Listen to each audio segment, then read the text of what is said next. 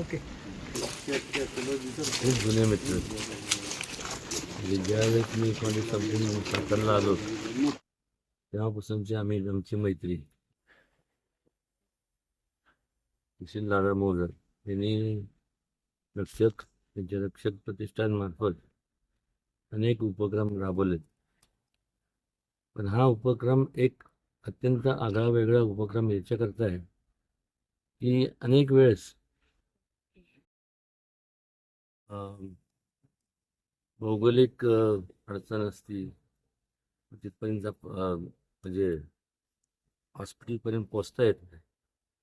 आणि त्याकरता अत्यंत विचारपूर्वक त्यांनी ही ही हेल्थ केअर गाडी तयार केलेली आहे.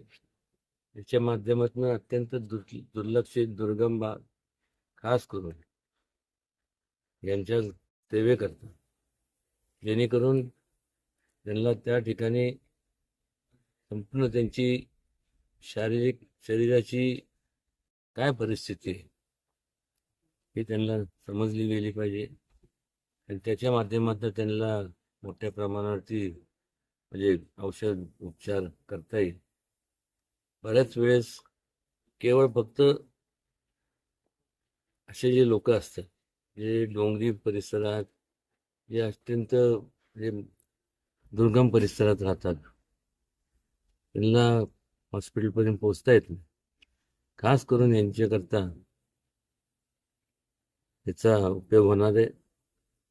असं म्हणत नाही की इतरांकरता होणार नाही, पण जे शहरी भागात राहतात ते हॉस्पिटलमध्ये जाऊ शकतात. पण ही जी लोक आहेत त्यांना त्यांच्यापर्यंत पोचणं आणि त्यांचं संपूर्ण हेल्थची म्हणजे त्यांच्या आरोग्याची परिस्थिती काय ही त्यांना समजून सांगणं हे या रक्षक प्रतिष्ठानच्या माध्यमातून होणार आहे.